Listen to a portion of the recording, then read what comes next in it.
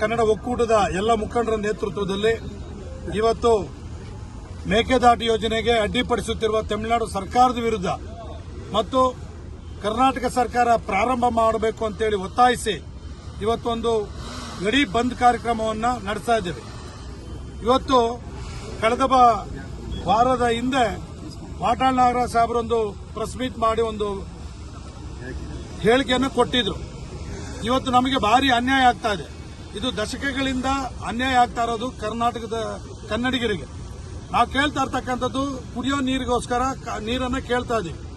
ಈಗಾಗಲೇ ನಮಗೆ ಮುಂಗಾರು ಮಳೆ ಕೈ ಕೊಟ್ಟಿದೆ. ಯಾವುದೇ ಡ್ಯಾಮ್ಗಳಲ್ಲಿ ಇವತ್ತು KRS ಇರ್ಬೋದು, ಕಬಿನಿ ಇರ್ಬೋದು, ಆರಂಗಿ ಇರ್ಬೋದು, ಇಲ್ಲೆಲ್ಲೂ ಕೂಡ ನೀರಿಲ್ಲ. ಅಂತದ್ರಲ್ಲಿ ನೀರು ಬಿಡಿ ಅಂತ ಹೇಳ್ಬಿಟ್ಟು ಇವತ್ತು ಹೋರಾಟ ಮಾಡ್ತಿದ್ದಾರೆ. ಮತ್ತೆ ಮೊನ್ನೆ ಹೊಗರೇಕಲ್ ಹತ್ರ ಹೋಗಿ ಅದನ್ನು ಸ್ಥಳ ಪರಿಶೀಲನೆ ಕೂಡ ಮಾಡಿದ್ದಾರೆ.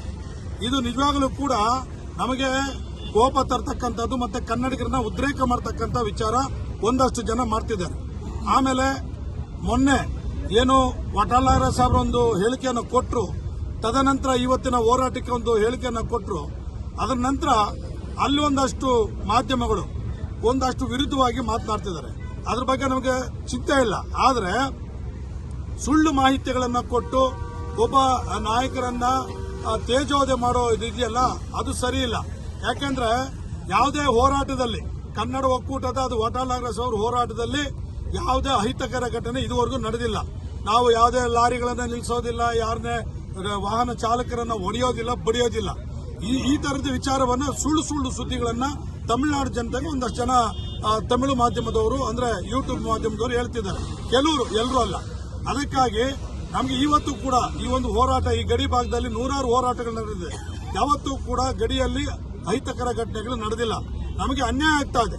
ದಶಕಗಳಿಂದ ಕುಡಿಯೋ ನೀರಿನ ಯೋಜನೆಗೋಸ್ಕರ ಹೋರಾಟ ಮಾಡ್ತಿದ್ದೇವೆ. ಇವತ್ತು ಕೇಂದ್ರ ಸರ್ಕಾರ ಕೂಡ, ಸುಪ್ರೀಂ ಕೋರ್ಟ್ ಕೂಡ ನೀವು ಇತ್ಯರ್ಥ ಮಾಡ್ಕೋಬೇಕು ಅಂತೆಲ್ಲ ಹೇಳಿದೆ. ಈ ನಿಟ್ಟಿನಲ್ಲಿ ಕರ್ನಾಟಕ ಸರ್ಕಾರ ಬೇಗ ಶೀಘ್ರವಾಗಿ ಮೇಕೆದಾಟು ಯೋಜನೆಗೆ ಜಾರಿಯಾಗುವಂತೆ ಒಂದು ಚಾಲನೆಯನ್ನು ಕೊಡಬೇಕು ಅಂತೇಳಿ ನಾವು ಕನ್ನಡ ಜಾಗೃತಿ ವೇದಿಕೆ ಒತ್ತಾಯ ಮಾಡುತ್ತೇವೆ.